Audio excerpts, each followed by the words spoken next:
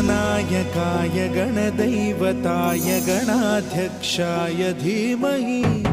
गुणशरीराय गुणमण्डिताय गुणेशानाय धीमहि गुणातीताय गुणाधीशाय गुणप्रविष्टाय धीमहि